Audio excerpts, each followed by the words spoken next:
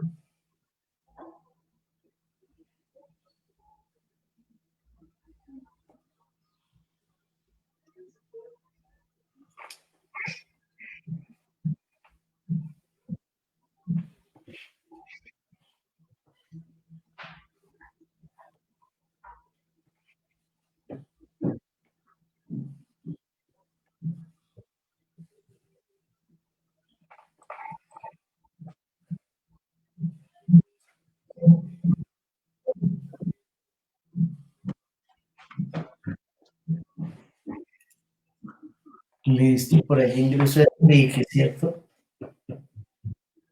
Señor. Bueno, un saludo Enrique. Ah, Enrique, ya se conectó, sí.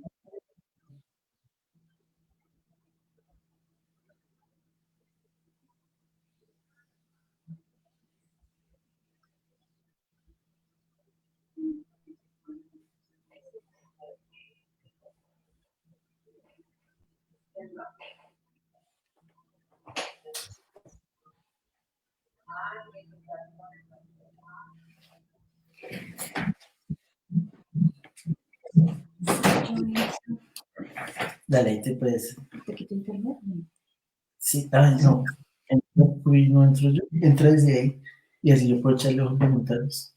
Es bonito para poder hablar con la gente. Igual Cata nos apoya en todo el tema ahí. Sí, yo estoy pendiente acá de todo. Uy, la computadora. Yo lo que no quiero es pasar por eso, no. Ah, ok. ¿Y desde el celular no se puede? Ujú. Y desde la tablet. No, pero totalmente.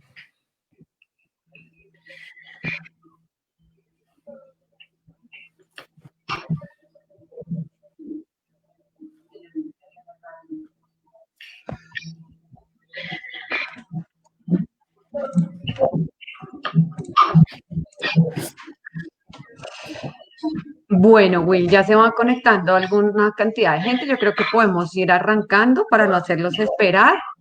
Buenas tardes a todos los que van llegando a nuestra transmisión. Nuevamente es un placer tenerlos con nosotros. Nuevamente es un placer tenerlos con nosotros. En la tarde de hoy nos acompaña Wilson Roberto Alfonso. Él es el director del Colegio Bauhaus de la Montaña, que es la primera escuela bosque acá en Colombia. Les voy a contar un poquito acerca del perfil profesional de Wilson. Wilson tiene 42 años de edad, está casado con Alejandra Bravo Ávila, es el padre de Antonia Alfonso Bravo de 8 años y es estudiante de ciclo 2 en Bauhaus de la Montaña. Dentro de sus estudios nos dice que él es administrador de empresas de la Universidad de La Salle, tiene una especialización en finanzas y negocios internacionales de la Universidad de La Sabana y también ha estado en el programa integral de dirección de la Universidad de La Sabana. Tiene experiencia laboral de 17 años en empresas del sector privado, liderando equipos interdisciplinarios enfocados en la resolución de problemas y la sostenibilidad económica a través de estrategias comerciales. A partir del 2013 se dedicó de forma independiente a realizar consultorías en medianas y grandes empresas, desarrollando estrategias de mejora continua a nivel comercial y financiero. y pertenece a la comunidad Bauhaus desde 2014, primero como padre de familia y actualmente se desempeña como director de Bauhaus de la Montaña. Bueno, Will, es un placer tenerte por acá. Muchísimas gracias por acoger nuestra invitación. Para nosotros es muy enriquecedor poder contar con las personas que hacen parte de la comunidad de Bauhaus, ya que de ustedes hemos tenido grandes aprendizajes también en nuestro ejercicio profesional. Para todos los que están conectados y quienes después nos van a ver en diferido, les contamos que en la tarde de hoy Wilson nos va a hablar sobre cómo desarrollar el pensamiento crítico en niños y jóvenes a través de la lectura y el aprendizaje basado en proyectos. Entonces, el primero nos va a contextualizar un poco acerca de qué es la lectura, cómo desarrollar el pensamiento crítico, qué es el aprendizaje basado en proyectos y poco a poco vamos a ir encuadrándonos en el tema central. Bueno, Will, ya teniéndote acá con nosotros, te entrego la palabra para no aburrir a la gente.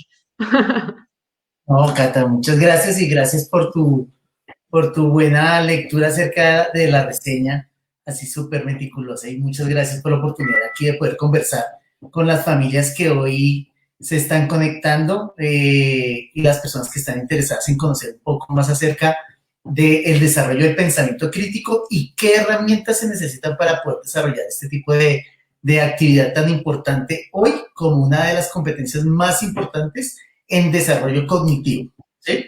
Ahí me va a tomar un minuto para contextualizar un poquito. Este pilar fundamental para Bauhaus, para la comunidad Bauhaus. Mira, Bauhaus como comunidad tiene tres pilares fundamentales. El primer pilar fundamental que lo contó Pedro en la sesión anterior es el desarrollo integral del ser. ¿Sí? Digamos que eso es lo más importante para nosotros, poder trabajar con los seres humanos, que nuestros niños y jóvenes que están aquí formándose como futuros desarrolladores y emprendedores en este país sean unas buenas personas primero. Y es algo que nosotros siempre decimos, no ganamos nada cultivando a un Rodolfo Ginás en potencia si nadie quiere trabajar con él, ¿sí? Entonces, digamos que para nosotros lo más importante es el desarrollo del ser. Otro pilar fundamental para nosotros, que nosotros lo consideramos como nuestro segundo pilar, es el desarrollo de un proceso permacultórico. Recordemos que la permacultura es el desarrollo de las actividades enfocadas en permanecer habitar adecuadamente ese planeta, ¿sí? No solo desde el ser, sino desde el saber, ¿sí? Ser responsables con nosotros y con cómo se está desarrollando este planeta de una forma adecuada. Mira, es hacer pequeños sacrificios sin dejar de estar cómodos en este planeta, y eso es bien importante, y así lo aprenden nuestros niños en la comunidad. ¿Listo? Y el tercer pilar fundamental es el desarrollo cognitivo de cada uno de los niños, basado en los intereses propios y el aprendizaje personalizado, ¿sí? Eso es bien importante este punto, porque desde aquí se desprende todo el desarrollo del pensamiento crítico. Mira, el pensamiento crítico no es nada más que, si tú lo ves como un concepto etimológico, es un proceso de dudar de cualquier tipo de afirmación que se presenta en la vida cotidiana y de ese tipo de afirmaciones que se suelen aceptar como verdades. Ese es el pensamiento crítico, digamos que fundamentalmente. Sin embargo, mira, el pensamiento crítico se fundamenta en varias herramientas y se desarrolla en varias herramientas que son fundamentales para desarrollarse de una forma adecuada. Y nosotros somos enfáticos, incluso lo decimos en Bauhaus, que la columna vertebral del desarrollo del pensamiento crítico es la lectura, ¿sí? Ahí te quiero contar y les quiero contar a todos sobre algunas estadísticas que son difíciles de aceptar, pero que son muy dicientes aquí en el desarrollo del proceso en Colombia. Mira, Colombia tiene la 8ª peor educación del mundo, ¿cierto? Eso de acuerdo al último estudio a las últimas pruebas PISA que se hicieron en el 2018 y que llegaron los resultados a finales del 2019, en donde decía que incluso nosotros teníamos ante la 5ª peor educación, mejoramos 3 puestos, pero disminuimos en notas, o sea, en la calificación que otorgan las diferentes modalidades que se desarrollan en las pruebas PISA. Las pruebas PISA, pues para que hay personas, no sé si de pronto hay alguien que no las conozca. Las pruebas PISA son unas pruebas que desarrollan los miembros de la OCDE, que es la Organización Internacional con Buenas Prácticas en Vías de Desarrollo. Y esta, correcto. Entonces, estos países se reúnen y evidentemente desarrollaron las pruebas PISA hace una buena cantidad de años. Colombia se presentó en la primera oportunidad en el año 2012. Nos volvimos a presentar en el 2015. En el 2015 obtuvimos la quinta peor nota, digamos que teniendo en cuenta 3 parámetros que son bien importantes. Uno es el proceso de lectura, el otro es el proceso de desarrollo de pensamiento lógico-matemático y el otro es el desarrollo científico. En esas 3, en promedio, ocupamos la quinta peor posición hace 5 años. Nos volvimos a presentar en el 2018. Para contextualizarnos un poquito ahí sobre este tema de las pruebas PISA, se presentan 15 estudiantes en sorteo de cada uno de los países. ¿Listo? Y en el 2018 ocupamos el 8º peor puesto. Vemos que mejoramos 3 puestos, pero no porque los hayamos mejorado, porque nuestra nota fue peor, el promedio de la calificación de los estudiantes que se presentaron fue peor que la que se presentó en el 2015. Lo que pasa es que entraron 3 países peores que nosotros, ¿sí? Entonces, digamos eso nos salvó, sí, eso, entre comillas. Digamos que sí, pero pues evidentemente, mira, evidentemente la calificación fue terrible. Sí, ahora, y es algo que no se puede tapar con un dedo. Claro, evidentemente esto es un tema bien diciente. Y uno de los factores que más se fundamenta en esta mala calificación es que en Colombia no leemos. Mira, el índice de lecturabilidad en Colombia es terrible. Nosotros en el país, digamos que la lectura per cápita en promedio es de 3.6 libros al año, ¿sí? Si hablamos de leer 100 páginas en promedio por libro, eso quiere decir que un colombiano promedio lee 360 páginas. Eso es terrible. Mira, Europa es el continente más lector del mundo. En Europa hay, en promedio, los europeos leen 30 libros al año, en promedio. ¿Listo? El país más lector del mundo es Finlandia. Finlandia lee 48 libros al año por cada uno de sus habitantes, en promedio. ¿Sí?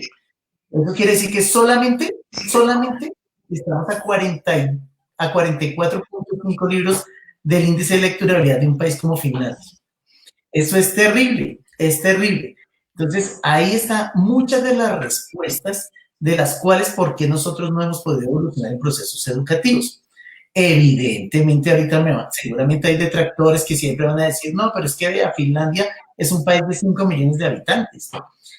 Claro, pues evidentemente tienen 5 millones de habitantes, pero pues nosotros tenemos el potencial suficiente para poder desarrollar un buen programa de desarrollo lector. Que desde ahí se desprende todo este proceso. Es el desarrollo de esta herramienta. Mira, realmente para poder desarrollar un buen pensamiento crítico hay que desarrollar una muy buena herramienta lectora. Nosotros, ¿por qué leemos mal? Porque realmente nos enseñaron mal una herramienta. Estamos utilizando una herramienta que está desarrollada por allá desde el año 1600. ¿Sí? Imagínate todo lo que ha evolucionado la tecnología y nosotros seguimos con la misma herramienta del año 1600, ¿sí? Por allá cuando el tirano mandó, mejor dicho. Entonces, realmente mira, utilizar una herramienta de estas que es obsoleta hoy en día, que evidentemente digamos que desarrolla el aprendizaje, porque es la forma como creemos que se puede desarrollar el proceso de un código como la lectura, que no se aprende de una forma natural, ¿sí? Que evidentemente si Cami está por ahí seguramente nos puede también ilustrar sobre el desarrollo de la herramienta lectora. Mira, normalmente el código lector se aprende solamente con conceptos académicos y con unos conceptos bien importantes sobre el estímulo que se desarrolla sobre ese código. Claro, pero mira, a nosotros nos enseñaron, a casi todos, si no a todos los que estamos hoy en día formados en educación tradicional, nos enseñaron con ese código que es el fonético silábico, ¿sí? Entonces, donde nos decían, la A, ma, ¿sí? en un contexto que uno decía, sí, realmente cuál es el contexto del proceso. Ese es un problema, ¿sí? El otro problema es el otro problema que nos lleva a desencadenar unos procesos de aprendizaje lector mal enfocados es la velocidad con la que nosotros leemos, ¿sí? Evidentemente, cuando tú dices, voy a leerme este librito de 300 páginas, pues ahí es en donde nosotros decimos, listo, ¿en cuánto tiempo debería leer yo un texto de 300 páginas? ¿Sí? Eso es bien importante. Realmente un libro de 300 páginas que lo debemos leer adecuadamente en 9 días, ¿sí? Si leemos 30 páginas por día, Sí. ¿sí? Digamos que 10 días, listo, para hacer la multiplicación completa. Si leemos 30 páginas por día, en 10 días he leído un libro de 30 páginas con un tiempo de desarrollo del lector de máximo 40 minutos, ¿sí? Entonces, ni siquiera les estamos pidiendo 1 minuto por página, sino 1.5 minutos por página. Mira, realmente es fácil hacer. ¿Y por qué nosotros colombianos leemos mal? Porque nosotros nos enseñan primero que la lectura, nosotros siempre nos decían, léale de noche a sus niños para que se acueste a dormir leyendo, ¿sí? Evidentemente, la lectura la enfocamos no en leer los cuentos que queríamos leer, sino en que nos leyeran por la noche para quedarnos dormidos. Pues evidentemente eso se va pegando como al cerebro y va quitándonos la lectura como un proceso activo, sino como un proceso pasivo, nos lo va llevando. El otro que es bien importante acá es que como aprendemos con un método que se desarrolla por fonética y por fonético silábicamente, pues aprendimos a leer saltando sílaba de sílaba en sílaba, ¿sí? Y ahí evidentemente existen unas herramientas que son fundamentales para poder desarrollar una buena herramienta lectora, ¿sí? La herramienta que utilizamos en Bauhaus es el método de Glendoman. Glendoman es un señor, es un neurocientífico por allá en 1960 que sacó un programa para dar la oportunidad a los niños con parálisis cerebral que tuvieran la oportunidad de leer, ¿sí? Estos niños desarrollan la habilidad de leer hasta 400 palabras por minuto, ¿sí?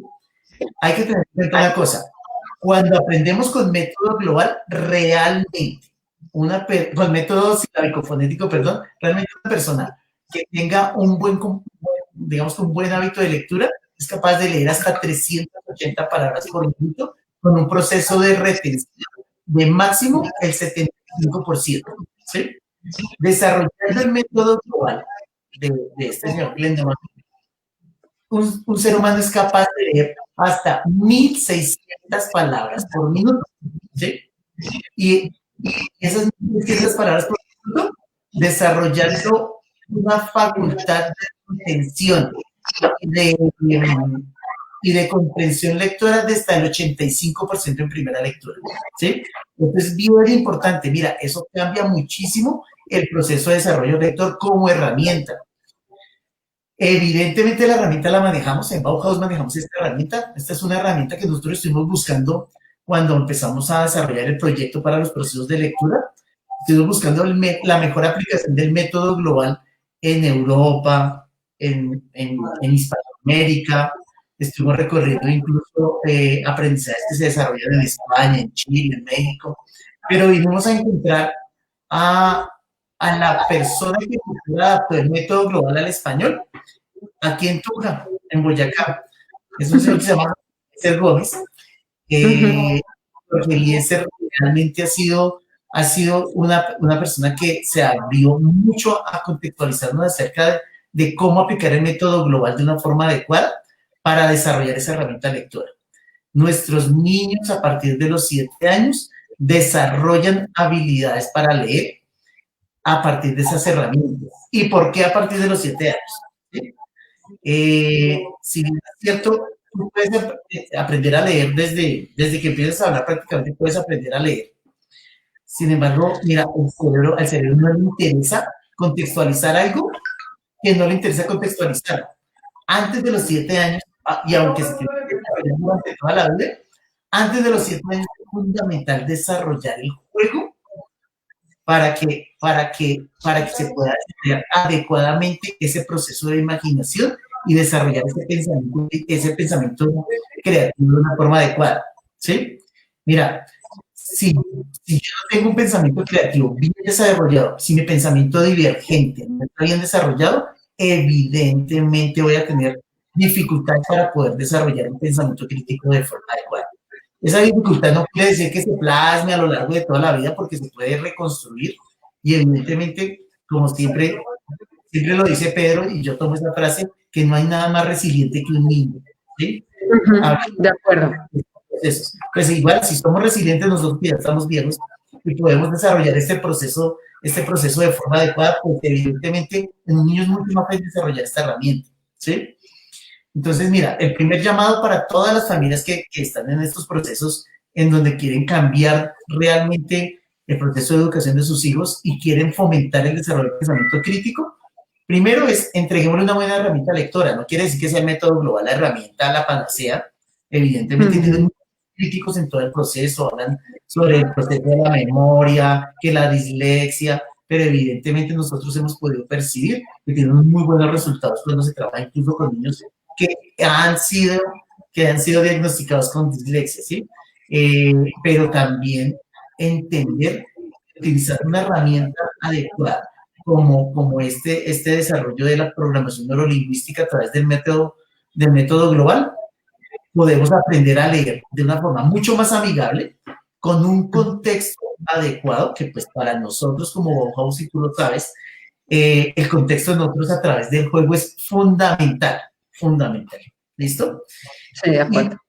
Pero adicionalmente, con una motivación clara, que los niños puedan desarrollar esto en un proceso amigable, que sea un desarrollo que en realidad les deje un buen aprendizaje para toda la vida, ¿sí? Y que además les guste desarrollar lectura para siempre.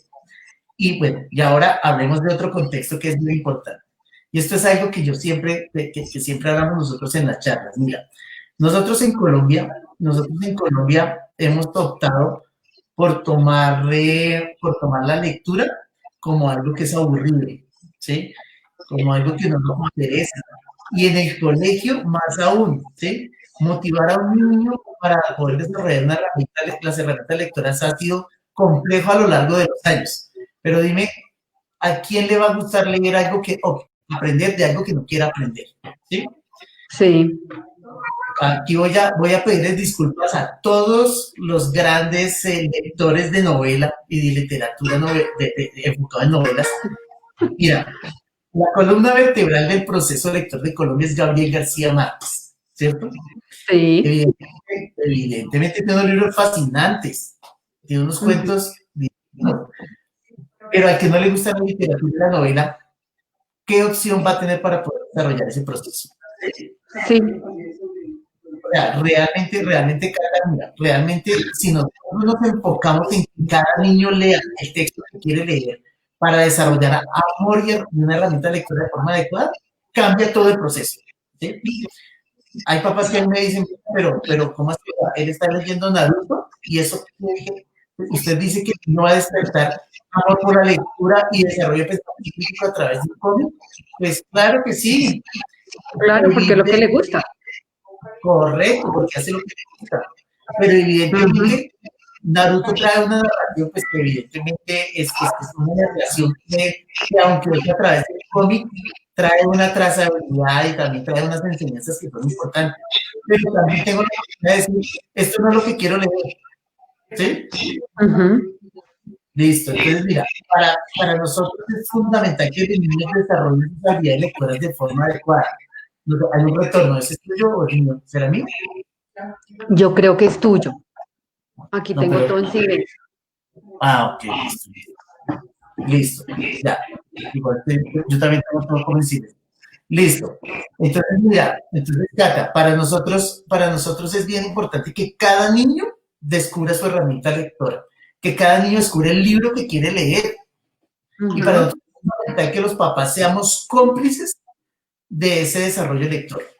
¿Y cómo lo hacemos nosotros? Mira, para nosotros la provocación, hace un tiempo, hace 8 días Pedro hablaba sobre uno de nuestros pilares en el desarrollo de educación alternativa, y hablaba de Loris Malaguchi, hablaba de la pedagogía Reggio Emilia. Mira, con Reggio Emilia es tan bonito poder desarrollar esa provocación llevada al contexto de descubrir el proceso de encontrar el libro que yo quiero leer. Esa provocación es bien, y esa provocación para nosotros es fundamental que se realice de forma natural. Mira, ¿qué le pasa a muchos papás? ¿O qué nos pasa a muchos papás? Porque pues así no digan, yo dejo libertad completamente. Entonces, la invitación es esta. Háganme cuenta que van a ir a comprar un elemento que realmente quieren comprar al centro comercial, ¿sí?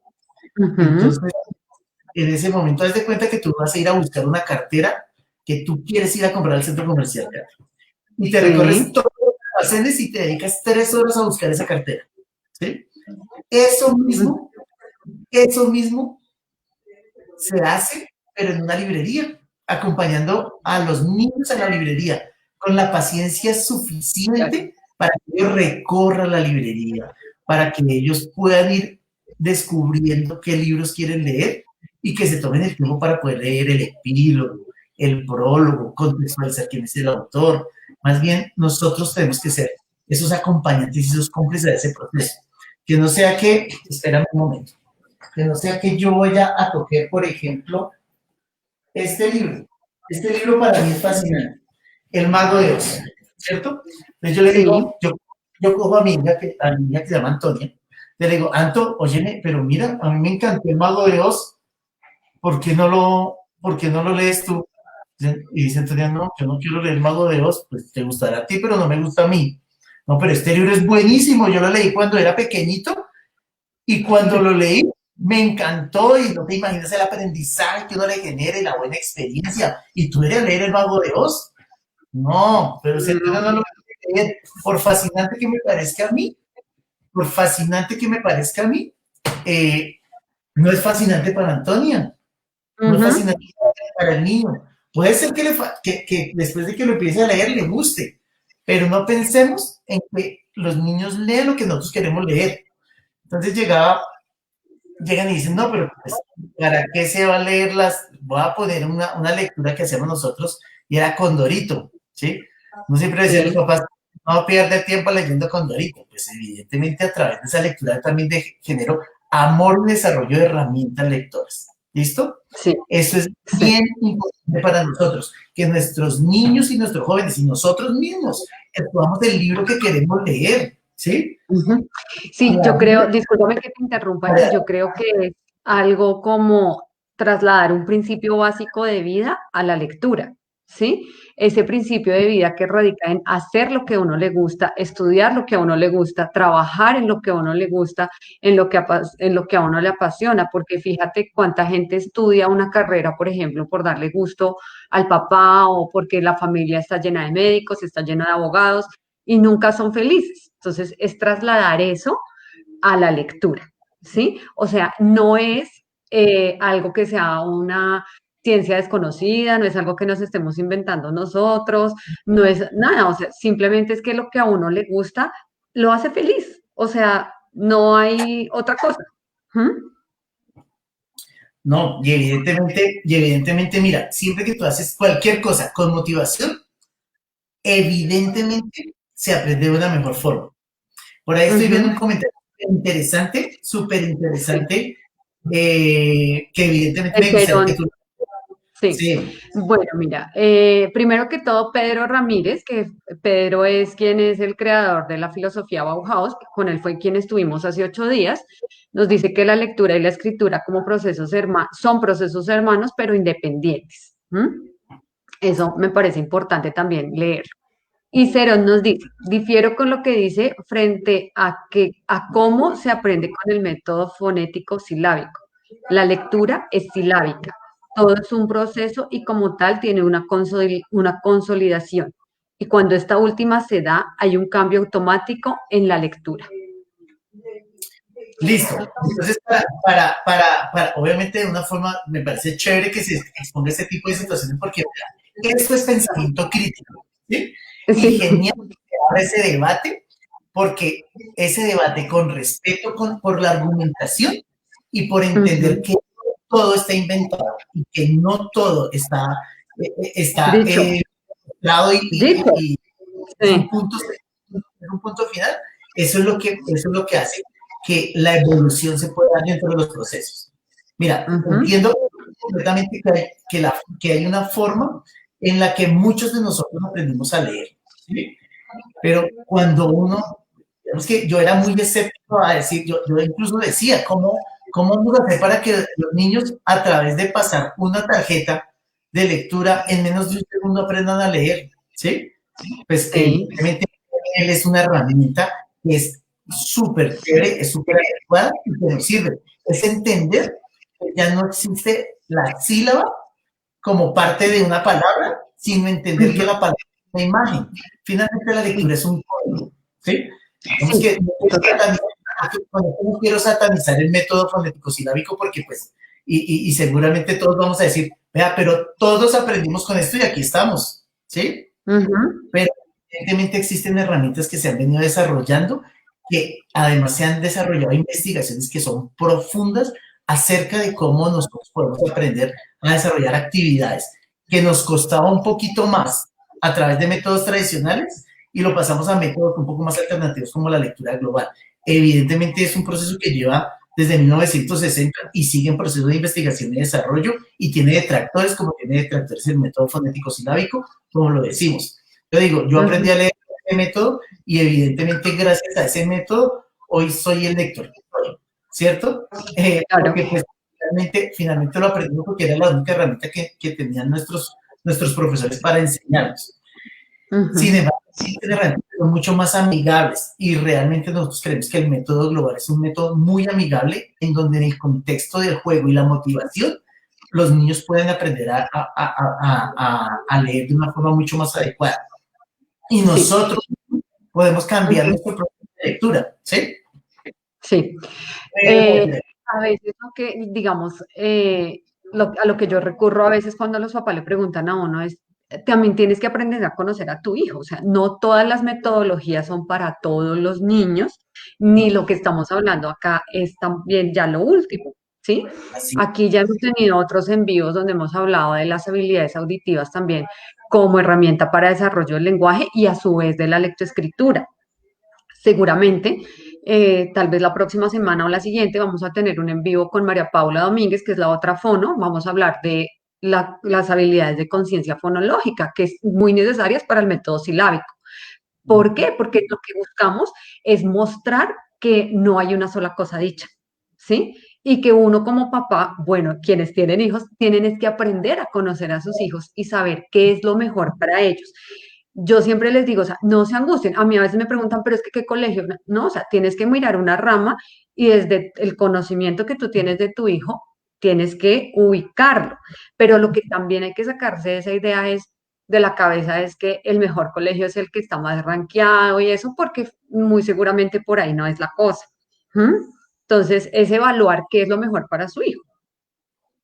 sí, correcto. Mira, y realmente, mira, y para complementar lo que dice Eli, que chévere la participación ahí de ella.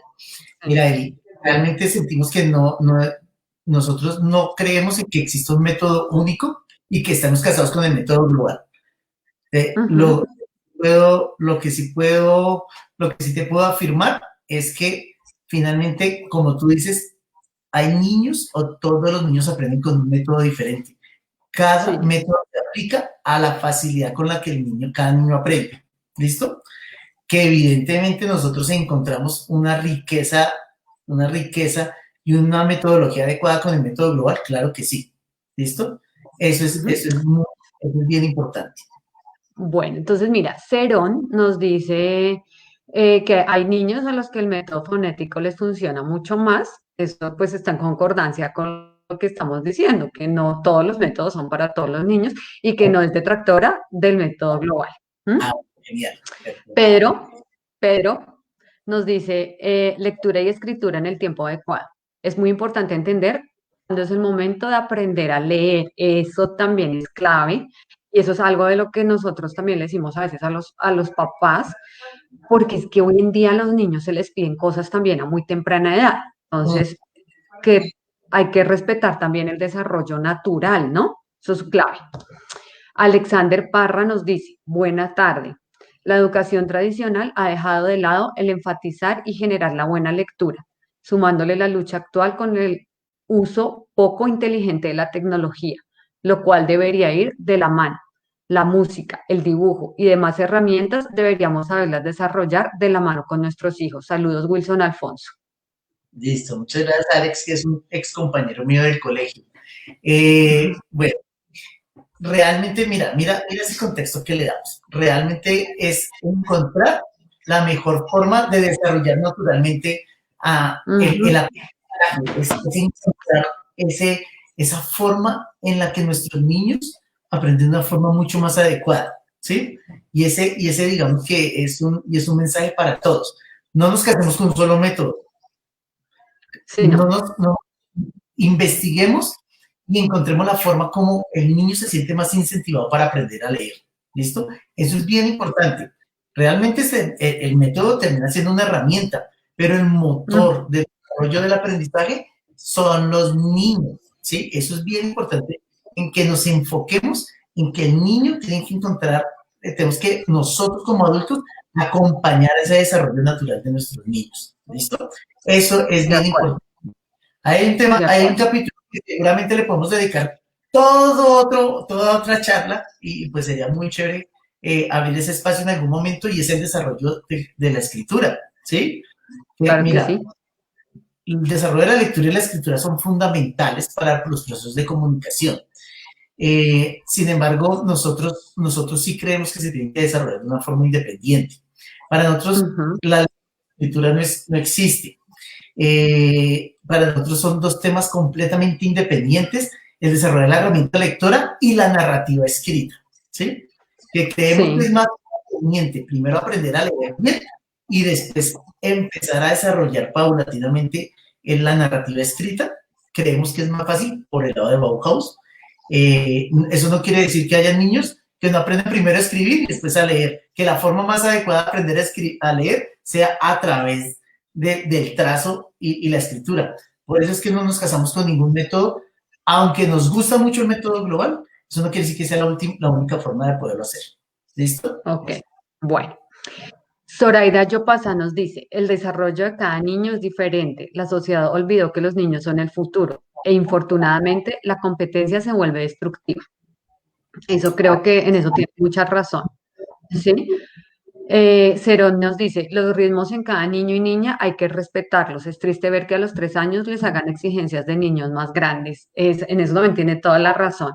No, A tiene toda nosotros a razón. veces nos llegan, a Mira, nosotros a veces nos llegan a la consulta papás de niños de 3 años, de 3 años y medio, pidiéndonos que por favor, que ya tiene que hablar claro o que ya quieren que aprenda a leer cuando hay una serie de procesos previos que también surgen como preparación a lo que va a ser la lectura y a lo que va a ser la escritura, ¿sí? Y que claramente es necesario respetarlos, porque si no, independiente del método que se utilice, si no se han dado esos procesos previos, se van a generar dificultades ya en una edad escolar.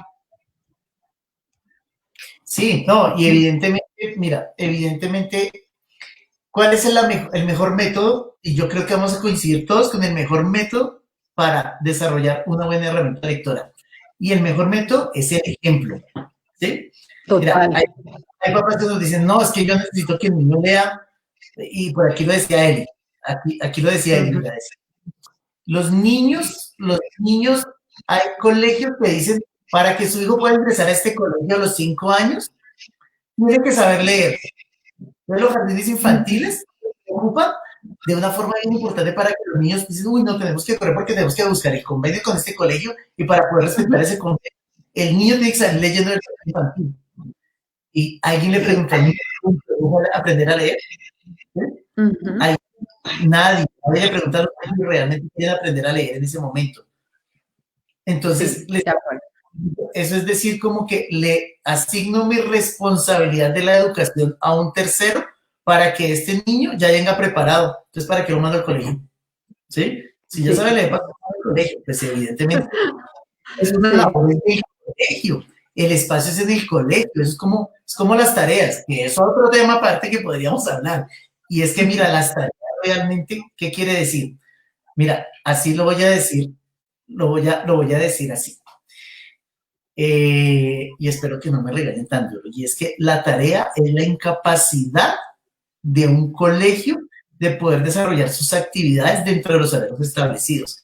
¿A cuál de ustedes les gusta llevarse el trabajo a casa? Saquemos la cuarentena, ¿sí?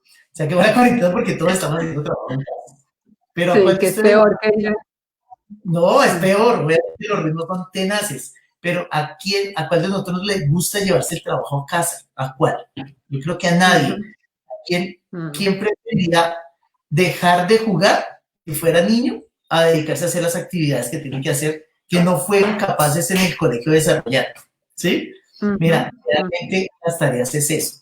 Pero que lo como te lo decía, es un tema que también tiene un bagaje que podemos dedicarnos a hacer un diálogo completo sobre el desarrollo de las tareas extracurriculares. Pero centrándonos en el proceso lector y hablando del ejemplo, entonces yo como papá, ¿cómo quiero que mi hijo lea si nunca cojo un libro para leer? No, ¿Sí? total. Sí. Entonces, no, pero es que voy a poner de ejemplo siempre a Antonia porque pues es mejor hablar De Cata, ¿no? De uno. del caso de uno. Y cómo yo promuevo que Antonia lea, ¿sí? Si yo no leo, ¿sí? Ujú. Entonces yo estoy en el celular así. Antonia a leer y yo jugando Jugando. Fortnite. Exacto. Yo jugando Fortnite con Simón, ¿sí? Antonia, Sí. ¿qué lectura, amiga? ¿Sí? Entonces, Ujú. evidentemente, ¿desde dónde lo doy ejemplo a ella? Mira, Claro. a mí personalmente me gusta la lectura digital, ¿sí? Ujú. Eh, y la lectura digital es, para mí es súper chévere, pero evidentemente dar ejemplo a través de la lectura en papel es bien importante. Y es Claro. porque y es una razón fundamental. Los seres humanos somos muy de estimular los sentidos. Y cuando Sí. tú estimulas el tacto, ¿sí? A través de pasar la página, ¿sí? Esa sensación de oler el libro, Sí, el eso olor te del iba a decir. papel, ¿sí? Sí. El olor del Ujú. papel, ¿sí? Realmente empieza a generar una conexión neuronal con el contexto de la lectura. Y es De bien acuerdo. interesante poderlo hacer. Por eso es que la lectura Ujú. en papel seguirá siendo para mí, la mejor forma de desarrollar amor por la lectura, el Bueno, gusto por esa herramienta. ¿Mm? mira, con respecto a eso que estás diciendo, voy a hacer dos apuntes. El primero, que lo hemos hablado con Camila Cárdenas, que es la psicóloga, en algunos en vivos, hemos mencionado la importancia de la enseñanza o la educación por modelación, ¿sí? Si yo busco que mi hijo adopte ciertas conductas o ciertos patrones, digamos, como puede ser en este caso la lectura, es el ejemplo, es darle el modelo de cómo quiero que lo haga y siempre va a ser, digamos, casi que ir a la fija dando el ejemplo, ¿sí? Si yo quiero que mi hijo se siente en la mesa, utilice los cubiertos y coma de una manera, digamos, bien, ¿cómo lo voy a lograr? A través de la modelación, ¿sí? Entonces, es el niño cuando nace, es un libro que está en blanco, viene 0 kilómetros, ¿sí? Entonces, uno de adulto es el que empieza a escribir esa historia y mucha de esa historia se hace a través de la modelación. Entonces, eso es un principio clave para el desarrollo de la lectura, incluso para el desarrollo de la escritura también. Aunque como lo dice Pedro, son procesos hermanos, pero que se desarrollan de forma independiente, en eso tiene toda la razón, porque además hay procesos de aprestamiento que son diferentes para cada una de las dos cosas. Si yo quiero que mi hijo también tenga el hábito de escribir, que eso, pues también me tiene que ver a mí a escribir, venga, yo me siento con usted, vamos a redactar un texto con respecto a un tema, etcétera, etcétera. O sea, siempre la modelación y el acompañamiento es clave en eso. ¿Mm? Bueno, y segundo, lo que estabas diciendo mira, ahí está Pedro diciéndome que no somos libros en blanco. Pedro, por favor, acláranos más, profundiza en esa idea. Yo también quería decir eso, mira, no existen los libros en blanco cuando hablas del contexto de los seres humanos. Realmente, Ujú, mira, no existe ningún ser más inteligente que un niño, no existe un ser más creativo que un niño. Mira, hay un estudio, y perdóname por interrumpirte, Cata, hay un estudio que arrojó resultados en el año 2010.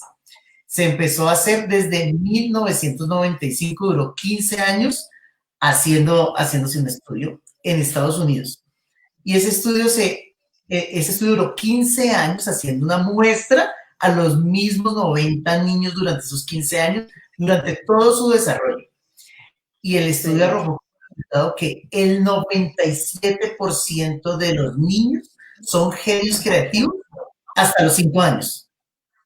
Y que la habilidad creativa se va perdiendo a medida que nos vamos metiendo ese contenido y ese proceso de memorización de todos estos procesos, interrumpiendo abruptamente nuestro proceso de desarrollo de la imaginación, que es lo que hace que nosotros nos diferenciemos de los animales. Muchos dicen, el hombre se diferencia del animal porque es racional. No, pero porque nosotros somos imaginativos, ¿sí? Sí, entonces, de acuerdo. Se va opacando porque la imaginación se va perdiendo. Y realmente es un libro en blanco.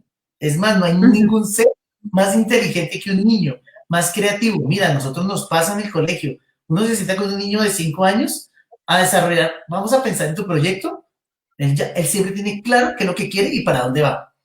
Es un poquitico más complejo con un niño de 12, 13 años para sentarse con él a dialogar sobre qué proyecto quiere hacer.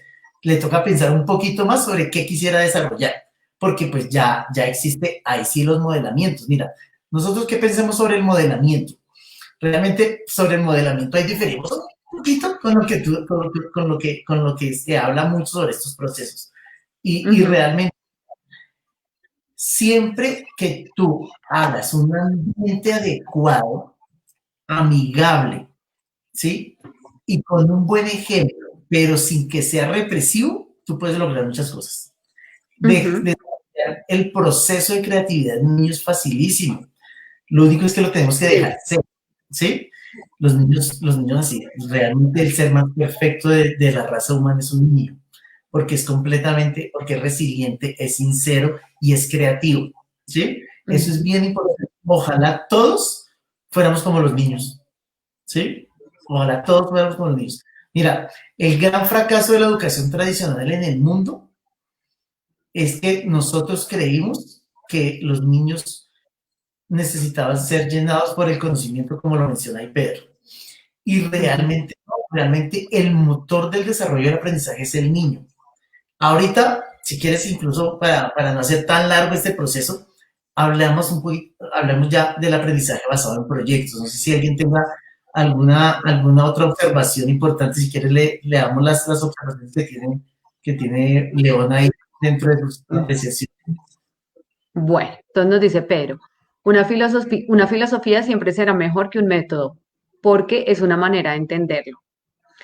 ¿Y cuál es el bestseller que se debe leer antes de los 7 u 8 años? Siempre será mejor usar una filosofía educativa que un método, pues es una manera de entender a los niños y que no somos libros en blanco, que eso lo dice la educación tradicional y que ya no somos vasos vacíos, como se decía hace años.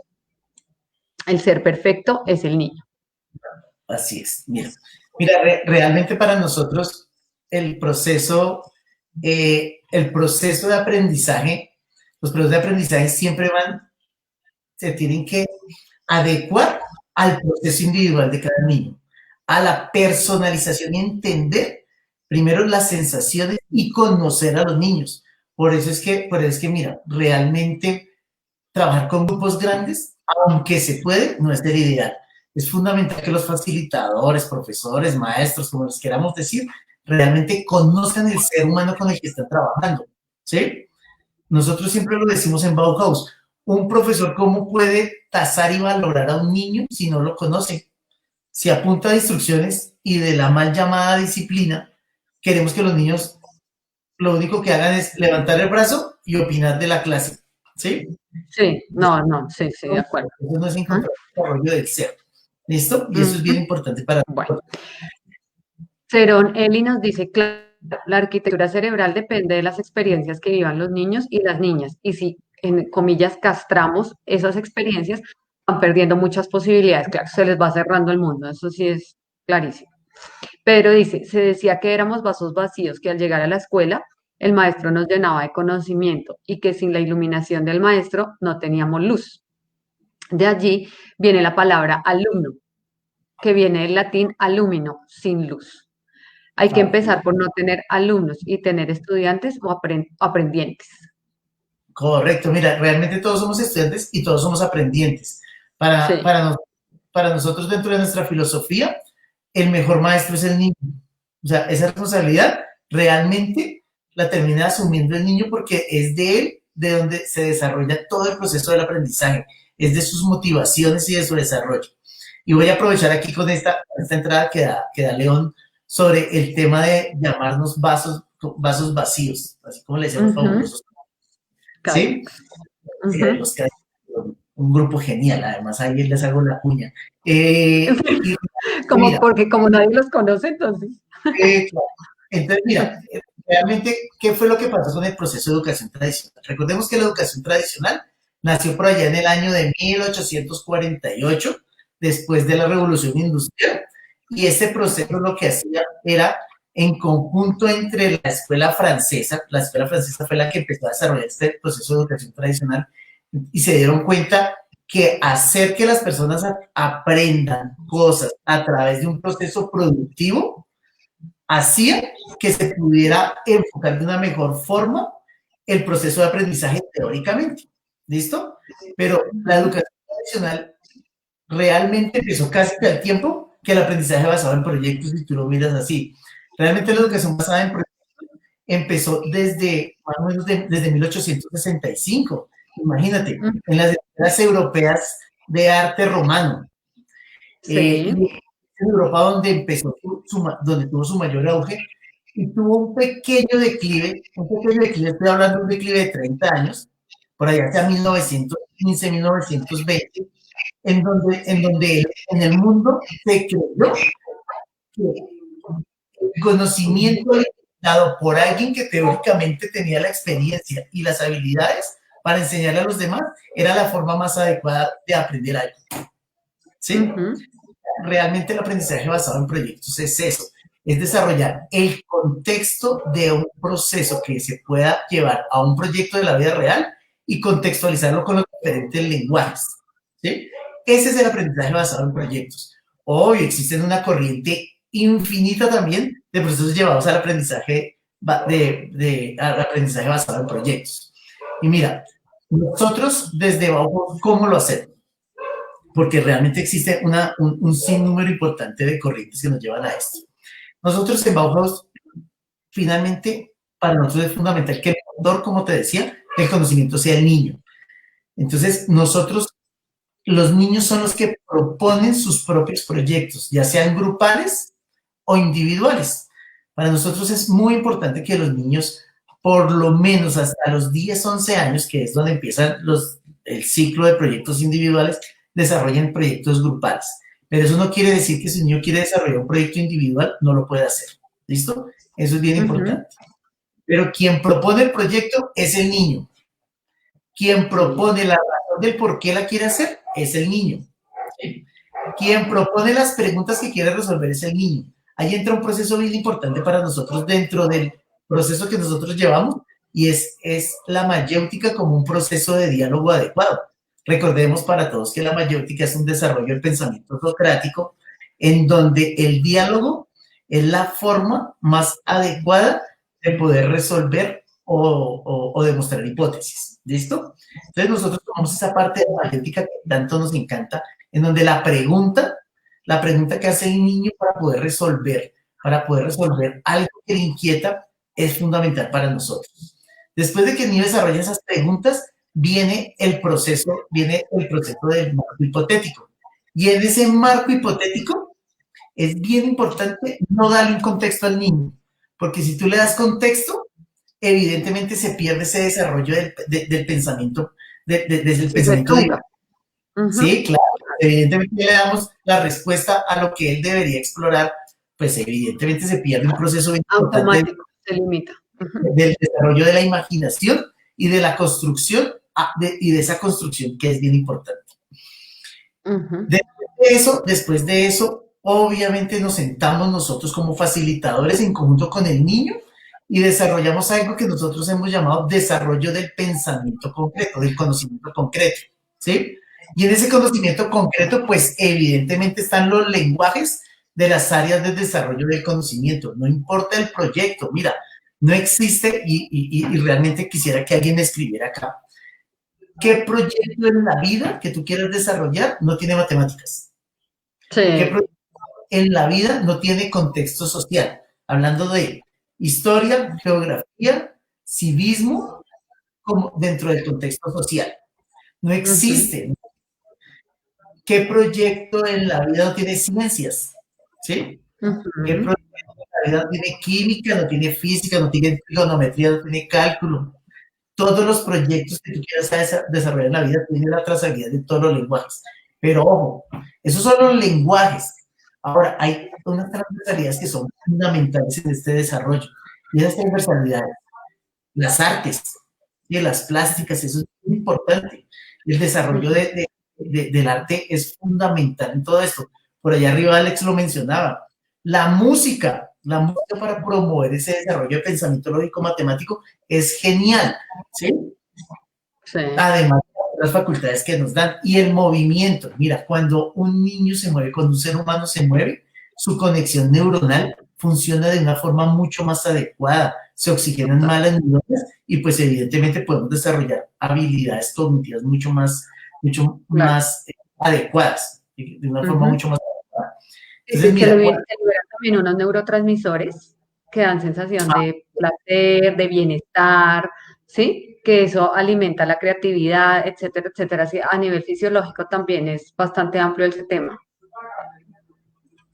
claro, y evidentemente, Cata, mira, cuando tú estás motivado, cuando tú estás motivado por hacer las cosas que tú quieres hacer en la vida, obviamente tú puedes aprender a hacerlo de una forma mucho más adecuada. Cuando eres tú el motor de ese desarrollo, cuando el facilitador, cuando el profesor realmente se dedica a hacer lo que tiene que hacer, cuando yo Ujú, lo que tengo que hacer es darle herramientas, ¿sí? Eso es ujú, muy importante. Mira, el ujú. desarrollo de las herramientas, el entregar de las herramientas, no es hacerle el trabajo, ¿sí? Eso es bien importante. Mira, realmente nosotros como papás o el profesor ya aprendió a hacer las cosas por su cuenta en el momento en que tuvo la oportunidad de hacerlo. Dejemos que los niños desarrollen sus habilidades de forma independiente, que ellos Sí, de una forma, obviamente, colaborativamente con sus otros grupos para poder administrar de una forma más adecuada la adquisición de conocimiento, pero que estos procesos lo puedan hacer ellos realmente por ellos mismos se equivoquen. Y es que además el error creo que está mal estructurado aquí en Colombia, está mal enfocado. Nosotros creemos que es gravísimo equivocarse, ¿sí? Y por ujú, eso tanto. Equivocarse es delicioso, porque a través del error aprendemos muchísimo. claro, Y en de este acuerdo. contexto es cuando tenemos la oportunidad de equivocarse. Y eso es bien Mm. importante. El aprendizaje Will, basado en proyectos. Eso, dime. ujú. Yo quisiera que nos dieras un ejemplo de, digamos, de alguno de los proyectos que ustedes hayan manejado en la montaña, que nos contextualice un poco mejor a todos, porque pues yo conozco un poco más digamos, el trasfondo del asunto, pero que nos cuentes algún ejemplo de algún proyecto donde cómo se trabajarían varias áreas del aprendizaje a través de un proyecto, de los que ustedes hayan tenido. Listo, perfecto. Mira, entonces, bueno, tenemos unos proyectos fascinantes, pero te voy a hablar de proyectos y de marcos hipotéticos súper chéveres, de los cuales siempre me siento feliz de hablar. Y que Sí. incluso coincidimos en esos proyectos. Mira, cuando uno habla del marco hipotético, yo, pues evidentemente yo soy un poquito más cognitivo en ese proceso. Entonces, las hipótesis, la formulación de hipótesis. Entonces, una vez hay niños que nos sorprenden a nosotros. Mira, Sofía cuando tenía 5 años, ella estaba en su proyecto de agua y su pregunta era, ¿por qué los seres humanos no pueden respirar bajo el agua? ¿Cierto? Ujú, Era su pregunta. Y la respuesta, su hipótesis era, claro, es que el agua tiene bacterias y por eso los humanos no podemos respirar bajo el agua. ¿Qué hubiese pasado con Sofía en un concepto de educación tradicional? ¿Qué le hubiese dicho el profesor o el papá o la mamá? No, no se puede porque se ahoga, No, ¿y por qué? porque el ser humano no puede respirar bajo el agua, ¿Y por qué no podemos respirar bajo el agua? porque el sistema respiratorio no está diseñado para respirar bajo el agua. No tenemos branquias y esas cosas que tienen los peces. Correcto, no tenemos branquias. Listo, pero ¿qué hubiese pasado si a Sofía nosotros le hubiéramos entregado esa información de primera mano? No, se limita la investigación, la imaginación, el proceso de comprobación de hipótesis, todo, digamos, toda la parte de alguna manera experimental que haya querido hacer de alguna forma, etcétera. Sí, mira, realmente, ese es un ejemplo que a mí me encanta contar, porque a partir de ese desarrollo del proceso investigativo, Sofía pudo descubrir por ella misma por qué los seres humanos no podían respirar bajo el agua. ¿Listo? Sí. Ahora, voy a hablar de otro proyecto, de proyectos que son profundos, profundísimos. Mira, a nosotros nos llegó una vez, llega Simón, que es hijo de Pedro. Le dice, no, yo quiero aprender a manejar herramientas para poder trabajar la madera, porque el objetivo es poder desarrollar más actividades con mi papá. Así dijo. Listo, Sí. Simón, ¿y cuál va a ser tu entregable? No, mi entregable va a ser un domo geodésico. Simón tiene 11 años en este momento, ¿cierto? Ah, Simón, un domo geodésico. Bueno, ¿y tú sabes qué tienes que hacer para hacer un domo geodésico? Entonces él elaboró sus preguntas. Y mira, 11 años, ¿sí? Para que entendamos el contexto de la profundidad del desarrollo investigativo. Simón nos enseñó, porque yo no sabía cuál era el término de la geodesia. Nos enseñó qué es la geodesia. Nos enseñó geometría descriptiva y geometría analítica. Y no tenía bases de geometría adecuadas. O sea, para Simón era difícil entender por qué un triángulo era un triángulo con las características del triángulo y los diferentes ángulos por los que pasaba un triángulo. Para él era complejo eso. Y para muchos de sus compañeros era complejo eso. Pero entre todos, gracias a Simón, descubrimos cómo los poliedros se podían conjugar de una forma adecuada, teniendo en cuenta un concepto tan estructurado como la geometría descriptiva y la geometría analítica, para poder construir un domo geodésico que tuviera las tensiones adecuadas y la estructura adecuada para cumplir con el término de la geodesia, que es la redondez con la que se calcula el tamaño de la Tierra. Mira, ese concepto yo nunca lo aprendí en el colegio. No lo aprendí en la universidad. Mira, yo en la universidad vi todos los semestres de matemáticas, vi geometría, ¿sí? Y evidentemente el concepto nunca lo aprendí, me lo enseñé de 11 años. Que me ponía a relatar y él me entregaba, porque además aprenden a delegar súper bien, ¿sí? Entonces me decía, Wilson, por favor, cuéntales a todos qué es la geodesia, con esa propiedad para poder hablar y argumentar adecuadamente. Eso está filmado para las personas que a veces dicen, no, esta gente está diciendo mentiras. No, todo eso está documentado. Mira, realmente cuando tú le entregas el poder del desarrollo, de la adquisición de conocimiento y las habilidades a un niño hace maravillas con cualquier cosa. Mira, hay proyectos fascinantes, te puedo hablar de todos los proyectos. Alejandro el año pasado se sacó un super proyecto de cocina en un desarrollo empresarial, ¿sí? Hizo estudio de mercados, análisis de competencia, análisis de segmentación de mercado, hizo análisis financiero. Bueno, todos los proyectos aquí en Bauhaus tienen análisis financiero, ¿no? Porque todos los niños tienen que sacar un presupuesto estimado de cuánto van a invertir en su proyecto. Y antes de eso tienen que hacer una proyectación del tiempo que va a durar su proyecto y la resolución de cada una de sus preguntas con el conocimiento concreto, ¿cierto? Recordemos que el conocimiento concreto es la combinación de los diferentes lenguajes de la adquisición de conocimiento. Obvio que tenemos que garantizar los mínimos vitales, llamamos nosotros. ¿Cuáles son los mínimos vitales? Evidentemente, tener la básica de lo que tenemos que aprender nosotros en un concepto de educación en Colombia. Que a los 8 años yo sepa sumar, restar, multiplicar y dividir, pero hacerlo bien, no hacerlo a punto de memoria, sino a punto de análisis. Eso es bien importante. El niño entienda por qué 4 por 2 es 8 y no que se lo memorice. ¿Sí? Eso es fundamental. ese desarrollo de herramientas a través del análisis es bien importante y eso nos lo da el desarrollo del pensamiento crítico. Que en vez de que me pongan a mí operaciones, pónganme problemas que tengo que resolver con un contexto adecuado, ¿sí? Que si, por ejemplo, que si un niño quiere resolver, hay un niño que acaba de entrar y su proyecto es el desarrollo de la mitología nórdica, ¿sí? No me acuerdo exactamente. Y está en este momento hasta ahora en estructuración de sus preguntas y sus hipótesis y el pensamiento concreto. Y uno de los temas a resolver para él es un marco de ecuaciones con diferentes variables para poder saber cuál de los dioses nórdicos era el más poderoso de todos. A punta de variables. Eso, en el contexto de la educación tradicional, se llama álgebra. Sí. ¿Sí? Entonces, cuando le dicen, ¿cómo tengo que resolver el trinomio cuadrado perfecto? Vean, realmente la aplicación del álgebra en la vida real no existe, porque eso es resolver ecuaciones y despejar letras, ¿sí? Con un par de números.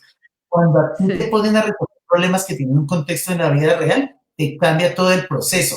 Y eso se hace a través del desarrollo del proyecto. ¿Listo? Claro, es ver la utilidad que tienen los aprendizajes, no es, porque finalmente cuando el aprendizaje se da por memoria, la memoria en cualquier momento falla, ¿sí? Pero cuando uno descubre la utilidad, el proceso no se olvida. Así es. Claro, Cata. Y mira que, por ejemplo, que es otro tema también que podemos dialogar enormemente, es el tema de la evaluación. Yo que estoy desarrollando, cuando yo mido el conocimiento en estos procesos, es la estacionalidad de las cosas que yo medio aprendí porque me tocó aprender. ¿Sí? Sí. Yo me acuerdo cuando estaba en el colegio, el que sacaba 10 era el que hacía el resumen perfecto del libro. ¿Sí? En ese entonces no teníamos el internet para poder bajarnos y copiar y pegar, hacer esa fabulosa herramienta de copiar y pegar. Y el que desarrollaba, a uno le decían, haga un ensayo acerca de lo que usted pudo leer en la Rayuela, ¿sí? Ese libro súper hermoso que Rayuela, que realmente a mí sí me gustaba. Pero uno llegaba y hacía el ensayo, que es el análisis del pensamiento crítico y la posición del autor, y mi posición acerca de lo que el autor describe en el libro. Y si yo ponía mi posición, sacaba 0, pero el que sacaba el resumen, que no tenía que pensar, sino hacer un resumen, sacaba 10. Sí. Que es justo. Que finalmente la parte técnica, ¿no? O sea, hacer el resumen es lo técnico, pero poner la posición es lo crítico. Claro, pero además yo para qué estoy midiendo eso. Mira, ¿cuál es la mejor forma de saber si un niño pudo desarrollar conocimiento al desarrollar su proyecto? Pues en el momento en que lo expone. Mira, los niños tienen que pasar por un proceso de desarrollo importante con nosotros en Bauhaus. Después de que tenemos conocimiento concreto, proyectamos el tiempo que va a durar el proyecto y esa proyección la hace el niño, acompañado por su facilidad para aterrizar adecuadamente el proceso. Después de eso, hace un análisis de cuánto le va a costar el proyecto. Perdón, se sienta con su familia y le expone el anteproyecto. Ese paso no lo tuvimos que saltar ahorita en cuarentena. Claro. Tuvimos que empezar a desarrollar directamente los proyectos. La familia aprueba por observaciones sobre el presupuesto y sobre el desarrollo del proyecto. Aporta sobre el conocimiento concreto. Porque eso es bien importante, ese aporte de la familia. Por eso lo decía Sora, construcción en conjunto entre como comunidad y como escuela. ¿Sí? Eso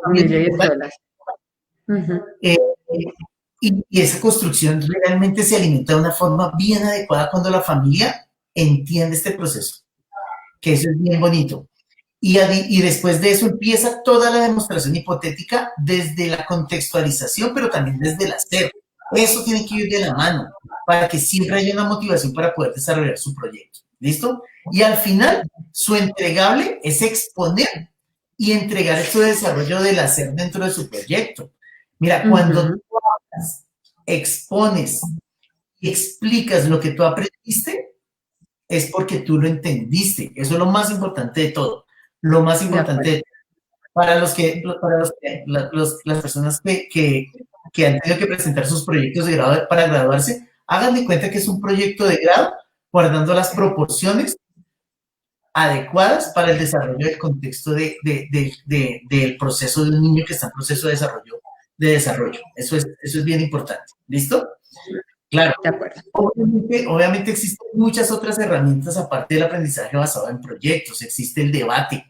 El debate es fundamentalísimo, Cata. Mira, cuando yo tengo la capacidad de debatir, pasando por los diferentes escenarios que tengo que ir pasando, que cuando empiezo a desarrollar esta herramienta del debate, lo primero que aprendo es hablar en público, a que se me quite ese miedo de poder expresar mis ideas. Eso es fundamental. Los niños desde los 5 años en Bauhaus debaten, ¿sí? Sí. Después de eso, y empiezan a fortalecer sus lazos de comunicación verbal y aprenden a manejar sus emociones de una forma adecuada, empiezan a debatir bien fuerte. Mira, los debates en ciclo 3 son fascinantes, ¿sí? Los debates en ciclo 2 sobre la investigación que ellos hacen son increíbles, y en ciclo 1 esa imaginación, cómo les brota a los niños, es increíble poder ver un debate de ellos. Y el debate es una forma bien adecuada de desarrollar pensamiento crítico, que tanto nos hace falta en este país. En este país seguimos, no voy a hacer cuñas políticas, evidentemente, en este país seguimos votando, mira, y eso es un tema que sí me gustaría hablar ahorita. Y en este país seguimos votando por los mismos sin el contexto. Tú pregúntale a una persona que sea liberal, ¿tú por qué va a votar por este? Porque es liberal. Y el programa de gobierno, toda la trazabilidad de él, cómo es su pasado, si ha trabajado con las comunidades, se ha preocupado, conoce el país. Ah, no, yo no sé, yo voto porque este es el que puso tal persona. O voto porque estoy en contra de lo que piensa este, ¿sí? Como para no darle un contexto político a esto. Pero finalmente, porque siempre decimos que hablar de religión y política está prohibido, ¿sí? Porque nos da miedo a la confrontación. Y la confrontación con respeto es adecuada. Por eso en Bauhaus no se veta ningún tema. Se respeta todas las ideologías, se respetan profundamente, pero no se veta ningún tema. No existen temas que se veten allá. Evidentemente, existe el contexto del desarrollo de acuerdo a cómo se va a desarrollar esa dinámica en cada niño, ¿sí? Y ese aprendizaje es bien importante. Yo no tengo por qué darle un material a un niño que no necesita todavía, pero cuando lo desarrollamos adecuadamente, en diálogo, nos sentamos y lo debatimos. Nosotros los facilitadores entramos a los debates para poner ese tinte y ese picante que es bien importante para poner una posición y ponerlos en situaciones de estrés, hacer assessment. Después de los 14, 15 años, empezar a prepararlos para un paso a su vida profesional. Mira, eso nunca lo hicimos nosotros. A nosotros, yo en el colegio, yo no sabía qué estudiar. Terminé estudiando una carrera porque a mi hermana le iba bien en su carrera. Y esa carrera nunca me gustó. ¿Sí? Sí, aquí lo que vale ese contexto de acuerdo a la edad del niño, porque hay que respetar profundamente ese sentido de cada niño y entender que los temas se dan de acuerdo a las edades, ¿sí? Que eso es bien importante, y a su desarrollo, al desarrollo del ser y a su desarrollo biológico también, que es muy importante. Cata, ahí es bien importante que podamos hablar de ese proceso de acompañamiento de un muchacho de 14, 15 años. Correcto, hablar del debate constructivista y ser muy este tipo de proceso es bien importante, como dice Sora. Pero mira, Cata, ese aquí, tema del respeto. No, claro. Espérame que iba a ir a meter la cucharada, que ese tema del respeto es muy importante porque acá en Colombia también pensamos que se puede hablar de cualquier cosa, pero ir respetando la posición del otro o la manera de pensar del otro. Entonces tenemos la tendencia mucho a usar apodos, incluso groserías y eso ya trunca la comunicación. Se pierde ahí el debate, se pierde el pensamiento crítico, se pierde todo, porque no. Entonces, desde el punto de vista social, tener en cuenta que se hace con respeto es clave, que los niños desde pequeños aprenden que se puede debatir, pero con respeto. ¿Sí? Eso creo yo que es clave. Porque aquí uno... Dale, termina para respetarte. Tú termina, por favor. No, sí, que uno tiende mucho a escuchar conversaciones de índole político, religioso y eso, que están llenas de ideas, digamos, de ataque o de expresiones de ataque hacia el otro, y esto está mal, eso no es debate, o sea, no, pues en mi concepto no es, es que creo la base del debate es el respeto. Sí, mira, por eso es que siempre en Bauhaus vamos a hablar que nuestro principal pilar en la formación es el desarrollo del ser, ¿sí? Eso es lo más De importante. acuerdo. Mira, si para nosotros tenemos que dedicarle a un niño solo desarrollo de ser para que después la adquisición de conocimientos sea mucho más chévere y más adecuada, se lo dedicamos. Para nosotros no hay nada más importante que trabajar para que nuestros niños sean buenas personas y estar rodeados de buenas personas es fundamental, fundamental, Cata. Mira, Sí, es muy importante que el respeto se dé, pero también es muy importante que yo me contextualice de forma adecuada.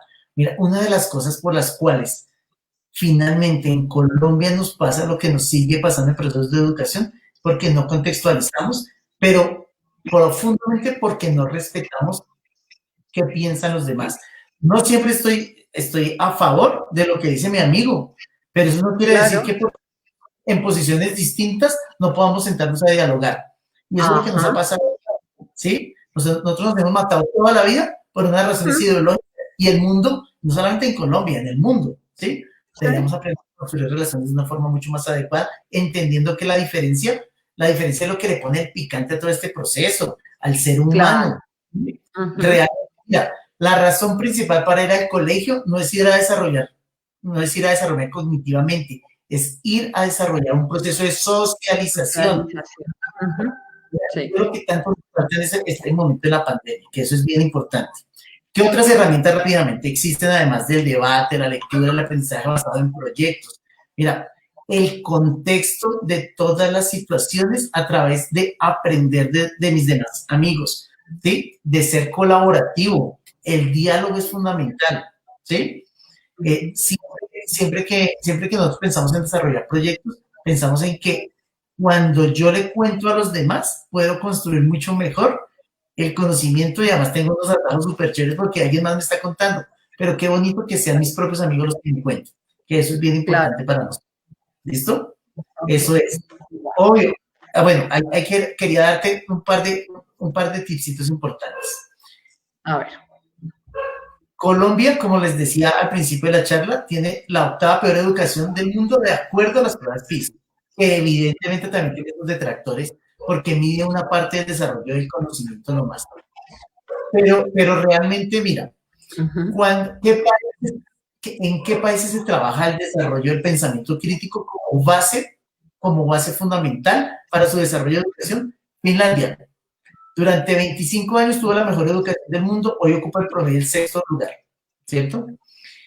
Singapur, hoy en día la Ujú. segunda mejor educación del mundo, de acuerdo a las pruebas PISA, en donde su proceso está fundamentado en la resolución de problemas, ¿cierto? Con contexto. Canadá, ¿listo? Estos son países, Suecia, Alemania está entrando en esta onda de una forma bien importante. Pero mira, y realmente a Colombia, la aprendizaje de proyectos, para nosotros eso es una revolución del proceso de educación, pero realmente es retomar un proceso que nunca debemos haber dejado. ¿Sí? Eso es bien importante. No sé Bueno. si hayan preguntas. Listo, Will. No sé, también iba a preguntarle a las personas que nos están viendo si tienen alguna pregunta de lo que Wilson nos está contando, algún aporte que nos quieran hacer adicional. Bueno, Will, pues darte las gracias nuevamente. Creo que ya vamos como llegando al final, ya llevamos una hora bien larguita. Creo que es un momento de darte las gracias nuevamente por aceptar la invitación, gracias por todo lo que nos has contado, que realmente constituye un aprendizaje para nosotros, particularmente en lo profesional, seguramente muchas familias que nos vieron o que nos van a ver después, también son cosas que pueden aplicar y que realmente nos amplía el espectro con respecto a lo que son los procesos de aprendizaje académicos y como del ser. Bueno, a todos los que nos ven. Les contamos que el video de esta transmisión está colgado en nuestras redes sociales, en nuestra fanpage.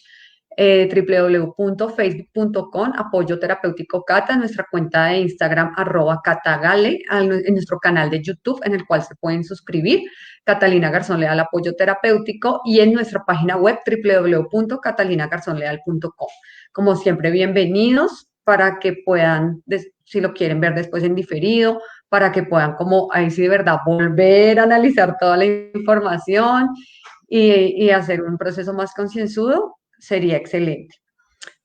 Zoraida Yopasa nos está diciendo que gracias por compartir conocimiento. Con todo gusto, Zoraida, es algo que siempre nos gusta hacer, con lo que nos podamos enriquecer todos. Will, muchísimas gracias.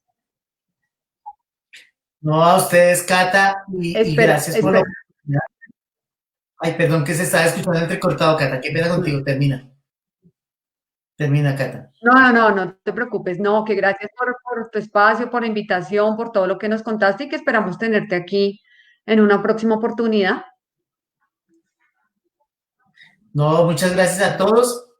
Recuerden ahí la cuña que es importante. Vean, dejemos que los niños desarrollen y exploren y sean el motor del conocimiento, que realmente motivémonos para que ellos puedan desarrollar sus actividades con libertad, acompañémoslos, eso es importante, acompañémoslos, ¿sí? Fundamental, acompañar, acompañar es entregar herramientas que ellos van a necesitar, ¿listo? De una forma respetuosa y adecuada. Eso es bien importante. Y bueno, a todos de acuerdo con y vamos a volver a encontrar, mi Cata. Muchas gracias. Claro que sí. Descansa, Wilson, que tengas buena noche y lo mismo para todos los que nos están viendo, que tengan una excelente noche y los esperamos acá en una próxima oportunidad. Chao, Will. Chao a todos. Chao.